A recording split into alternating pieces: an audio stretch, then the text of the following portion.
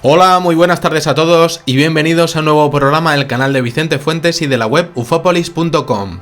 En el fenómeno ovni de verdad han pasado cosas que si la gente las supiera y no estuvieran ocultas por parte de las autoridades o directamente hubieran ocurrido a día de hoy, con la tecnología de la que disponemos en la palma de nuestra mano, posiblemente toda nuestra civilización comenzaría a cambiar y todo lo que podamos imaginar mutaría hacia un punto de no retorno, el de la verdad.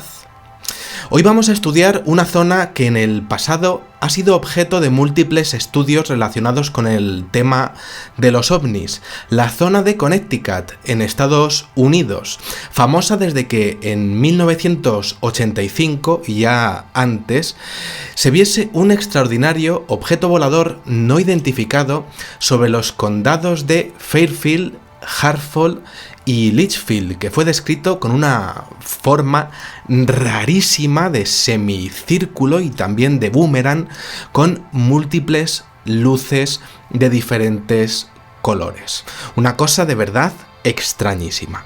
El objeto fue extraordinario e hizo exactamente lo que quiso a nivel militar, pero es que no solo eso, también presentó una característica preocupante a la vez que fascinante a nivel espaciotemporal, y es que a su alrededor se dobló el tiempo de forma, pues, intencionada o no, y algo también muy preocupante para los seres humanos ocurrió durante el proceso, y es que hubo gente que dijo que el tiempo pues realmente pues no transcurrió como debería. Hubo gente que dijo que perdió tiempo durante el proceso. El tema lo traigo y es que destaca entre los demás por las dimensiones de aquel ovni. Medía más que el largo del estadio de Wembley, o del Bernabéu, o del nuevo Metropolitano, o del Camp Nou, o del estadio del River, o del Boca Juniors, el que queráis, ¿no? O de vuestro equipo, ¿no? Y no puedo deciros todos los estadios porque es que me encanta el fútbol, ¿no? Y es que es algo extraordinario porque es un caso que se fue dando con el paso de los años y es algo que fue ocultado una vez y otra vez y otra vez por parte de las autoridades, y parece que las autoridades jamás consiguieron darle una solución a este tema. Bien, comenzamos tal y como fue descrito en el libro Los avistamientos de Hudson Valley, de la editorial Ballantine Books, 1987, y es que todo comenzó el 26 de mayo de ese mismo año 1985 en la transitada carretera interestatal número 84 entre las 9:30 y las 10:15 horas de la noche. Estamos en Estados Unidos en los años 80, saliendo de la crisis de los 70, y una noche como otra cualquiera, pero no.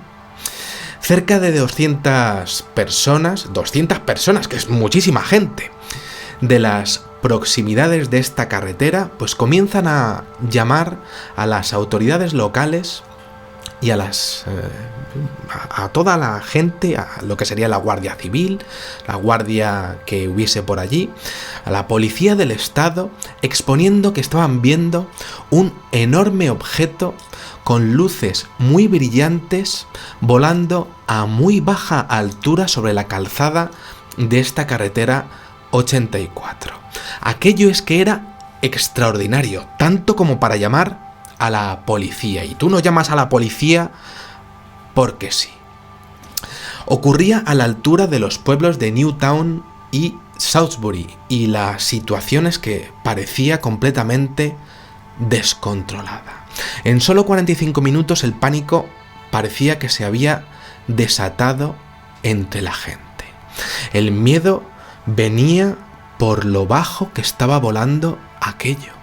llamadas y llamadas de personas que claro, podía no saber de aviones militares, pero sí sabía que algo tan grande no volaba tan bajo y sobre todo tan lento. Es que estaba volando muy despacito.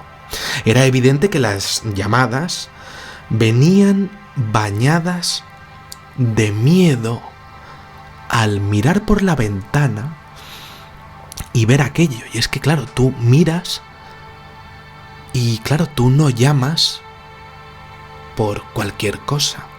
Y sobre todo por esa velocidad y sobre todo por esa baja altura.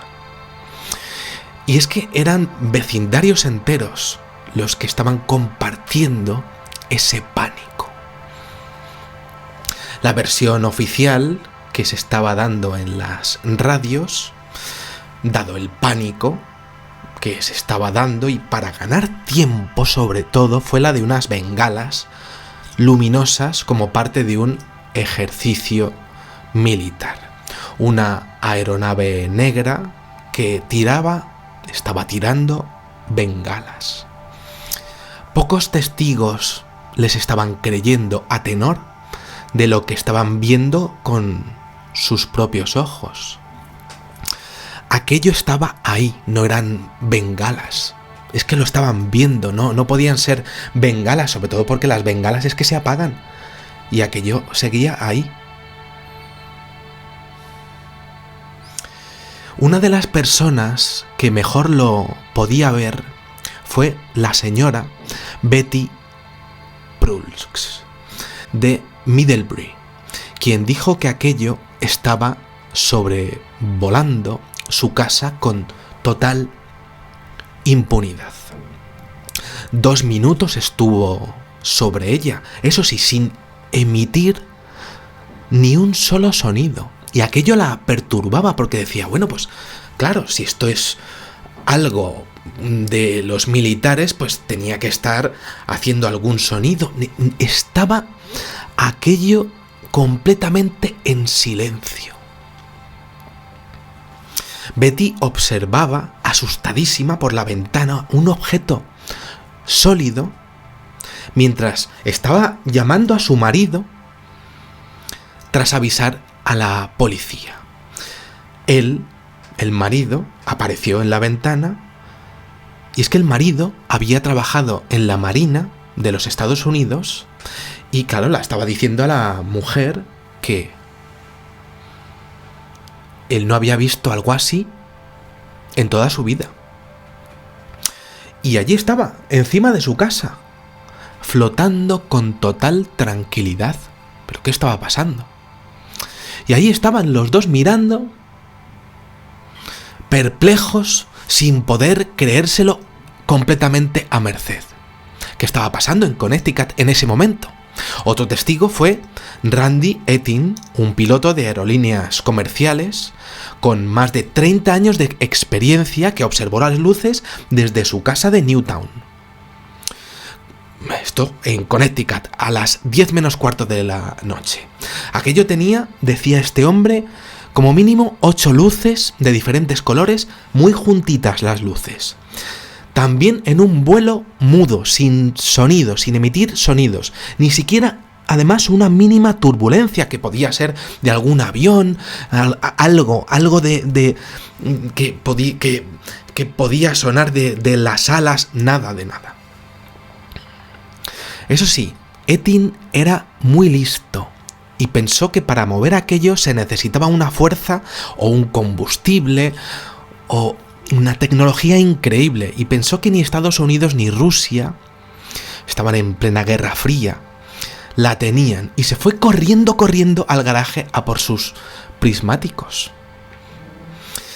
Y entonces el señor Etting sabía lo que estaba hablando y pudo observar aquella maravilla con sus prismáticos de 35 aumentos, lo que le permitió apreciar un cambio en el índice de refracción del aire alrededor de aquel objeto. Aquello, fuera lo que fuera, estaba sin duda alguna emitiendo muchísimo calor, mucho más que el de una sencilla bengala militar. La versión oficial de la radio era mentira.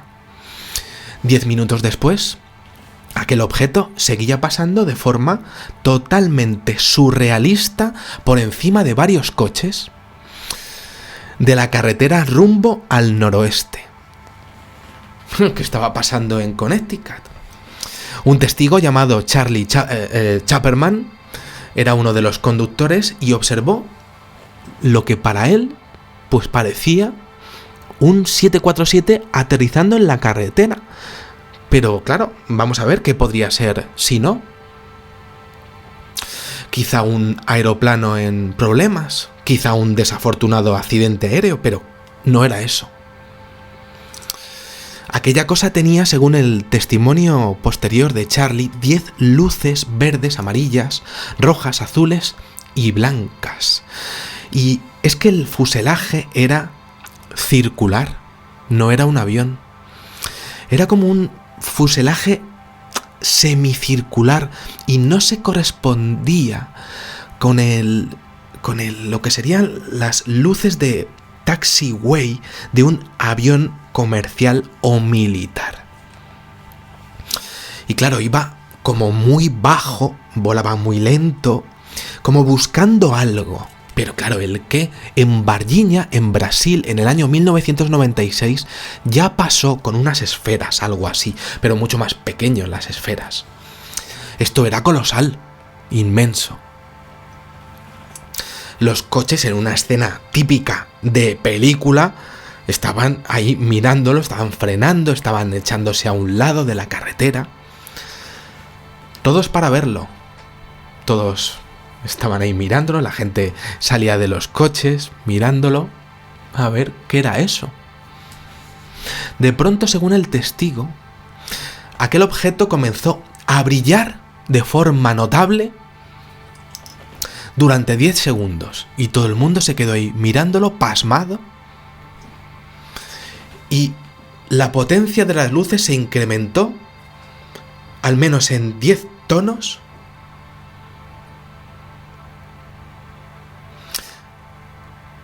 antes de seguir su dirección hacia New Milford al oeste. Y todo el mundo se quedó allí, que no se lo podía creer. Aquello no podía ser de Estados Unidos, ni de Rusia, ni de ¿qué era eso? Un momento único, desde luego, pero claro, ¿por qué lo hacía? Es que nadie sabía lo que estaba ocurriendo, es que ese era el problema. Y se seguía moviendo aquello. Y claro, no, es que no aparecía nadie de Estados Unidos. Es que el problema era que en plena Guerra Fría es que no aparecía el ejército de los Estados Unidos con todo el poderío militar que tienen. Y es que aquello era una invasión de lo que sería el espacio aéreo norteamericano. ¡Ay, no aparecía ni Dios! Sobre las 10 de la noche, Robert Nellis y su amigo Jeff conducían por la ruta 7 de New Milford tras un largo día de pesca en el río Connecticut. El pequeño perrillo del asiento de atrás de Jeff iba con ellos, una charla estupenda, y de pronto el perrillo comienza a gemir de forma inusitada. No sé qué le pasa al perrillo, algo le pasará, tendrá hambre. Y mientras eso ocurría, una serie de luces brillantes de repente aparecieron entre unos árboles de pino a unos 400 metros de distancia. Alguien con un tractor, gente con un coche, locos al volante. La impresión fue tal que también tuvieron que parar el coche entre extraños sonidos de la radio, y aquello fue bastante curioso porque además es que les hizo gracia porque parecía que la radio se había vuelto loca y mezclaba las voces de la gente. Y era gente que no conocían, era una gente extraña, no sabía que estaba. Era gente que tenía las voces mezcladas. Una cosa muy rara. Y decían, pues estas luces qué grandes son. Grandes, tan grande como un estadio de fútbol. Estos dos testigos, estos sí que vieron la forma de aquello y lo vieron bien, pero bien. Era como una masa negra, casi con forma de lágrima, con una semicircunferencia con las mencionadas luces de colores. El cielo estaba cubierto completamente por aquello.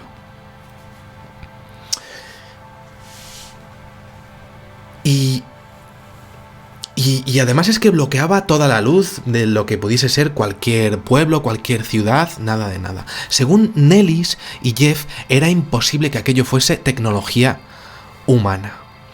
Es que ya solamente por las dimensiones que aquello tenía. Parecía fabricado como en un material grisáceo con cierta capacidad reflectante y pasó por encima de ellos a menos de 150 metros de altura. Lo veían perfectamente. La sensación que tuvieron fue de una impresión total. Un campo de fútbol volante de color negro dirigiéndose hacia adelante de forma descontrolada hacia el norte y dejando 10 minutos de subida, porque lo vieron bien, porque iba despacito. 10 minutos de subida de aquellos testigos para el recuerdo. Quedaron excitadísimos, porque lo habían visto bien, pero bien era cierto que era una masa negra con luces y ya está, ¿no? Y punto, y se ha acabado, ¿no? Y no sabían además lo que había ocurrido en el pueblo, es que no sabían, eran dos pescadores, ¿no? Y la gente también sencilla, no sabían lo que había ocurrido y tampoco querían saber mucho más, porque en estos pueblos la gente te juzga mucho y, en fin, extraterrestres, marcianos, el mundo es duro con lo diferente. Dejaron sus cosas tras haber visto aquello. 10 minutos, como decía, y haber conducido 2 minutos, y pensaron que lo mejor era olvidar todo. 10 minutos haber visto esto, condujeron hacia casa 2 minutos, perfecto, pero bien, todo perfecto, pero hubo un problema en todo esto. Desde el primer avistamiento hasta llegar a la casa habían pasado, por tanto, 12 minutos. Y sin embargo, cuando llegaron y vieron el reloj, lo vieron y observaron que habían pasado 42. 42 minutos. Y entonces, ¿qué había sido de ellos en esa media hora que les faltaba? ¿Acaso aquel objeto volador no identificado les había secuestrado durante ese tiempo? ¿Habían estado en una especie de burbuja? ¿Qué había ocurrido? A ellos y al perrillo, claro, y al coche. ¿Sería el resultado de un desdoblamiento del tejido de la realidad por la energía utilizada en el vuelo de aquel coloso volador? Y a ellos, vaya, pues a ellos les tocó estar allí y perdieron tiempo de sus vidas y perdieron la conciencia de dónde estuvieron. Bueno, Nellis pasó los siguientes días bastante revuelto, malestar en el cuerpo, característica típica, por cierto, en la gente que está o que ha sido abducida, vista 1000 veces en estas personas que han sido o que dicen haber sido abducidas, y también con bastante preocupación por lo sucedido. No se lo explicaba, tenía una mezcla de no me lo explico, no me lo creo, no me lo quiero creer, no me gusta, no sé qué ha pasado, pero lo he visto. Y sé que lo he visto, lo sé perfectamente y sé perfectamente cuál es el tiempo que he perdido y nunca nadie me lo va a devolver. Y eso me perturba. Y eso es precisamente lo que no me gusta. Y que me haya pasado lo que me haya pasado es que nadie me ha pedido permiso porque podía haber tenido conciencia por lo menos, pero nadie me ha pedido permiso. Y no sé si ha sido natural o no. Jeff, el compañero pescador, nunca jamás quiso saber nada del asunto, o al menos no hizo declaraciones al libro, a los escritores del libro. Algo que también suele ser habitual en el fenómeno ovni. Gente que no quiere saber absolutamente nada de lo que pasa por el miedo que da el saber lo que me ha pasado, o pensar sobre su caso, o pensar en el tema, o incluso que te señalen lo que decíamos antes, ¿no? Este además está raro, es que no quiere saber nada de nada, de nada.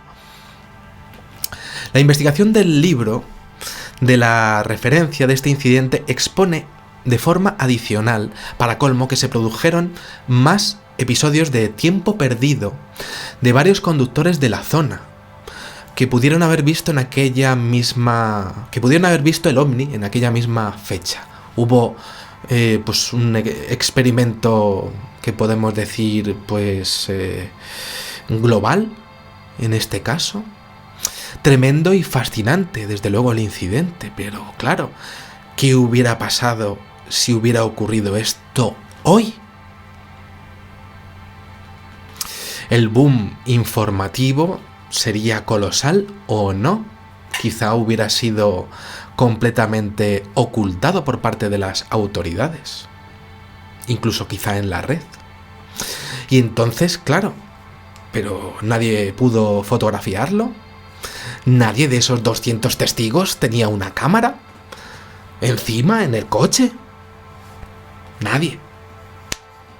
Si eso hubiese pasado hoy, pues claro, podemos asegurar que sin duda la cantidad de testigos de fotografías, todo el mundo lo hubiera podido fotografiar. Además, con la velocidad que tenía, pues seguro que hubiera habido una cantidad de tomas y de fotos colosal. Y además de alta calidad.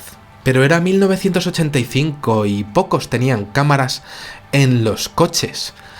Pocos, pero uno sí que tenía una cámara.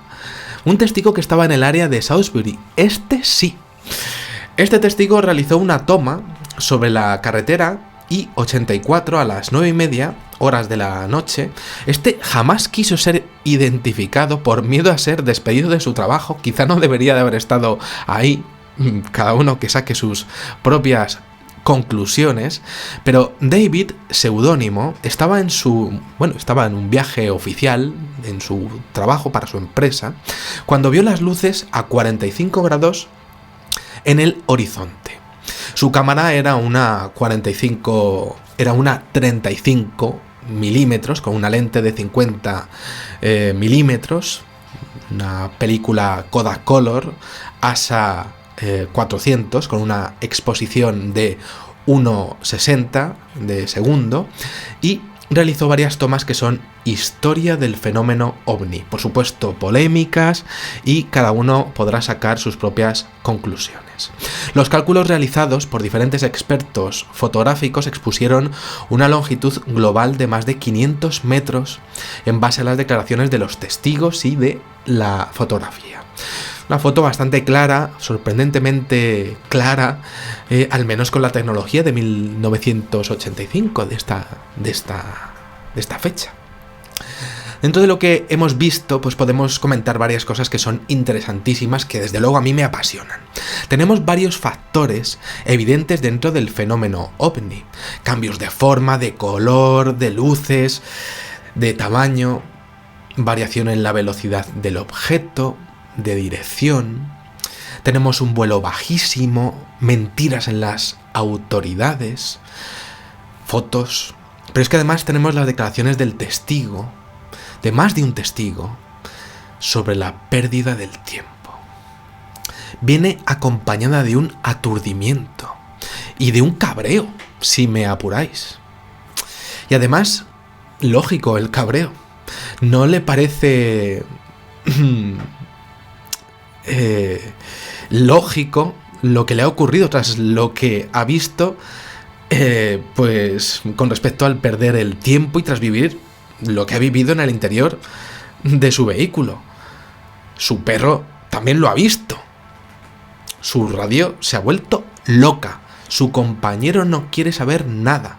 Se comporta también de forma extraña. Está raro cuando quizá no debería de comportarse de una forma tan rancia. Era una persona normal. Son demasiadas las llamadas. No es una broma. Llamar a la policía no es cosa, podemos decir, que se hace a la ligera. Y menos en Estados Unidos con los elevados índices de criminalidad que hay y que siempre ha habido. No, allí no. Y volaba tan bajo. Las declaraciones de los testigos incluyen ese punto de inflexión de los prismáticos y ese índice de refracción. Si estamos ante un artefacto militar que es capaz de alterar el tiempo, ante una máquina del tiempo, es completamente secreta, pero es que resulta que no es la primera vez que pasaba. En el Valle de Hudson, en los años anteriores, ya se había visto algo así. En el Día de Acción de Gracias de 1982, el año, por cierto, en el que yo nací, pues se vio otro objeto volador no identificado de forma triangular que medía 500 pies de largo, 152 metros de largo, con forma de ala delta. Y el 26 de marzo de 1983 también pasó algo similar, con otro objeto de la misma forma. ¿Y qué tiene esa zona? No tiene sentido. No tiene para nada el sentido. Entre 1982 y 1986, los investigadores de la zona estimaron que más de 5.000 testigos pudieron observar las llamadas luces de Hudson y las observaron moverse libremente, sin participación del ejército de los Estados Unidos, provocando todo tipo de interferencias espaciotemporales allí en las personas, gente perdiendo tiempo de sus vidas, sobre todo entre New Haven y Brookfield y todo en este estado de Connecticut, sin que hubiese nunca una explicación oficial por parte del ejército. Eso sí, entre la población los rumores se iban esparciendo y las descripciones eran brutales, completamente tremendas. Los guardias de seguridad de la planta nuclear de Indian Point, por ejemplo, situada efectivamente en el mencionado estado, exponían que muchos de los avistamientos eran sobre su planta. Y el colmo fue que ya los objetos eran inmensos. Y es que parecía que no se equivocaban. Había muchos avistamientos que eran exactamente allí, sobre la planta nuclear. Estaban completamente seguros de que eran ovnis. Y muchos de los avistamientos exponían que eran tan grandes como 3 campos de fútbol. Y eran personas que tenían sus familias y que se jugaban su trabajo a la hora de decirlo. Y lo decían. Antes de terminar el programa, me gustaría terminar exponiendo, por supuesto, un pequeño detalle, el término oleada. Esto es una oleada y se dio en esos años, en ese foco de la central nuclear o no, pero se dio en ese estado y ha pasado en más lugares del mundo, y es interesantísimo que ocurra, porque parece que haya lo que haya tras el fenómeno ovni, una inteligencia, una especie que se prepare para un futuro contacto con a su vez la especie humana, o una anomalía indeterminada con una forma que desde luego sí que tiene luces, pues tiene una serie de acciones que hacer en un determinado lugar de la Tierra y no en otros. Tiene que ser ahí. Hay una intencionalidad que se nos escapa. No es porque sí, al igual que las sondas que los seres humanos pues mandamos a Saturno, por ejemplo, y hace cientos y cientos de experimentos a cada metro que avanza, pues el fenómeno ovni también podría hacer exactamente lo mismo, siendo los seres humanos una especie de cobayas de laboratorio. Es así. Nos cuesta admitirlo, pero tenemos que entenderlo así.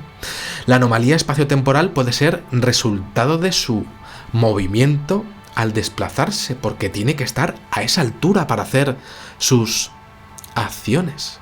Correcto, pero ¿qué pasaría si esa anomalía fuese provocada y realmente estuviesen deseando experimentar con los seres humanos en los 80? Justo cuando no había móviles que pudiesen delatarlos a nivel mundial, justo cuando no había redes sociales que destruyera su, de alguna manera, camuflaje. Porque si nos fijamos, la declaración de los dos testigos finales es de un objeto que trata de camuflarse, eso sí, sin éxito alguno. No es una tecnología perfecta la que está mostrando ese objeto al final. No a esa altura, por lo menos. Si fuera de nuestro futuro, pues es un fracaso de experimento al ser descubiertos. Fijaros, yo estoy hablando de ellos ahora mismo. La vida de todos los testigos cambió porque sin duda fueron miles y miles los que dieron el paso y hablaron de ellos, pero ellos también dieron el paso y bajaron e hicieron lo que hicieron. No sabemos lo que hicieron, pero desde luego, pues se dejaron ver. Estarían en situación de necesidad. Era obligado u obligatorio, como hemos visto tantas veces en el fenómeno de las mutilaciones de ganado. ¿Por qué lo hicieron? No tiene sentido, además, esa velocidad, dejarse ver, saber evidentemente con su tecnología que te están viendo, buscar, medir. Igual que hacemos nosotros, en la Luna, por ejemplo. Entonces tenemos que entender que quizá hay más de una especie aquí visitándonos, unos que se dejan ver y otros que no. ¿Y por qué el ejército no hizo absolutamente nada? ¿Qué saben o qué temen? Todos los casos finalmente fueron cerrados o directamente olvidados tras las pertinentes entrevistas con cada uno de los testigos por parte de las autoridades competentes. Suena un poco conspiranoico, pero es que han pasado tantísimas cosas dentro del fenómeno OVNI que a mí, por lo menos, pues me parece de recibo preguntarme qué pasaría si hoy, pues, ocurriese esto, ¿no? Es muy interesante, por supuesto, darse cuenta de que estamos ante un detalle que quizá se le haya pasado también a todo el mundo, ¿no? Hay personas que sabían perfectamente distinguir entre vuelos comerciales y militares y decían que eso no era, pues, ni comercial, ni militar, ni leches fritas. Señoras y señores. Y punto, y eso pasa, y pasa, y pasa, y pasa. Y el mundo parece importarle un bledo. Pero está ahí. Ni siquiera proyectos secretos. No, señor. OVNIs. Y ocurre. Personas con conocimientos que exponen que las leyes de la física se rompen y no son posibles. En lo que ven y se rompen y lo mantienen y los casos se olvidan. Porque olvidar es perfecto para mantener el sistema de ricos y pobres en el que vivimos. Y que es estupendo para los ricos, que son los que ponen las normas, por supuesto. Y ya está. Entonces, ¿qué pasaría hoy si pasara el incidente Hudson de 1985? Pues nada, supongo que se volvería a olvidar, como ocurre con la corrupción de los partidos de mi país o de los vuestros. Una corrupción gravísima, bochornosa y sobre todo cruel para con la gente que lo pasa mal. Supongo que se volvería a olvidar, como ocurre con la gente, o con lo que pasa con la gente que mató a quien no pensaba como ella, y hoy disfruta del dinero que robó.